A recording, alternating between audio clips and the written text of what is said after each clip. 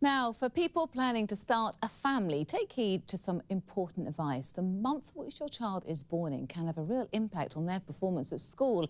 And if your child is born in August, meaning they'll be among the youngest in their year, they may struggle the most. The report by the Institute of Fiscal Studies found that compared to children born in September, August babies score lower in their SAT exam results, are less likely to achieve at least 5 Cs at GCSE, and are less likely to go to university. But the study also found that by the time they are adults, babies born in August are no more or less likely to be in work or indeed earn less. Well, the solution, according to this study, is to mark tests on a sliding scale according to a student's age. Joining to discuss this now is one of the authors of the report, Greaves, and parenting expert Liz Fraser. Ladies, I should say, great to have you on the programme tonight. Ellen, let's start with you. I mean, is it really that grave situation to warrant tinkering around with children's grades? I would argue that it is. At the moment, children are assessed in schools and told how they're doing on a basis of comparison with children that could be a year older.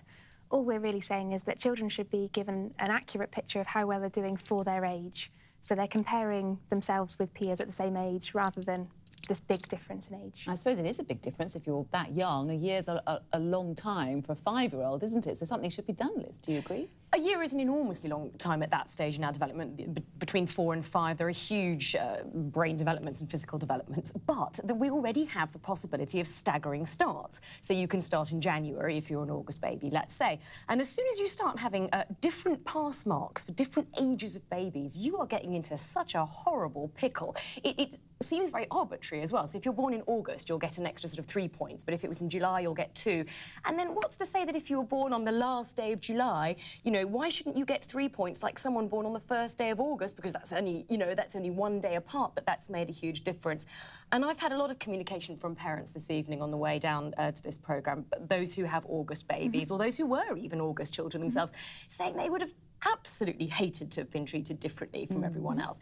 It seems to me to be sort of trying to make a level playing field in a world where there isn't a level playing field, and there are other ways that we could help them, perhaps. It's certainly true that it's not a level playing field at the moment, but I would argue that we're actually treating children differently at the moment. We're saying that the August-borns have to perform that little bit, work a little bit harder, do a little bit more to get to the same level just because they're younger. But they do, that's the thing, and they do, and perhaps they need extra help or extra one-on-one tuition, but to suddenly go in there and say, well, you can pass your GCSEs if you've got fewer marks than somebody sitting right next to you.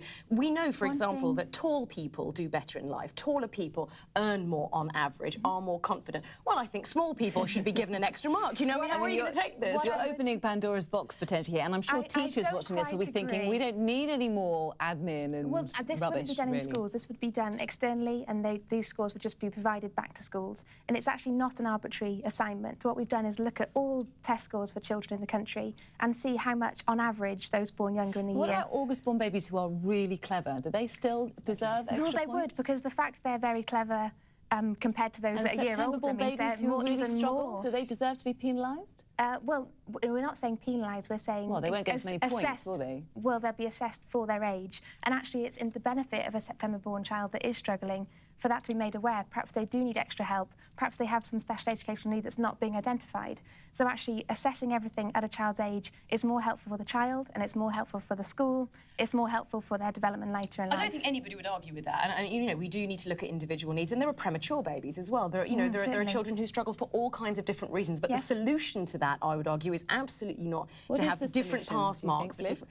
Well, I mean, the solution, as I said at the beginning, I think is to you know, a good primary school teacher looks at every pupil in the class and knows those who need a little bit more help than others, and also we can have these staggered starts. You as a parent, you know if your child you sense is just a little bit not ready to start school, sort of emotionally and physically as well as intellectually, and therefore you can start them 6 months later, but they have to hit the exams being marked the same. I certainly agree that there are other things that can be done, and we're not saying this is the only policy that has to happen. We're saying this is a very simple, straightforward thing that could be done.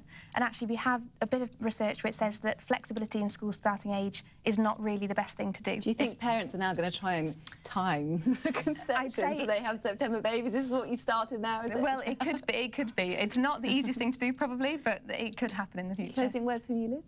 Closing word for me is I don't think it's a very good idea, and I don't think pupils will like it. They'll suss it out very quickly, and it'll cause all kinds of problems. Ellen and Liz, thanks very much for your time tonight. Now, the military has always been close to Prince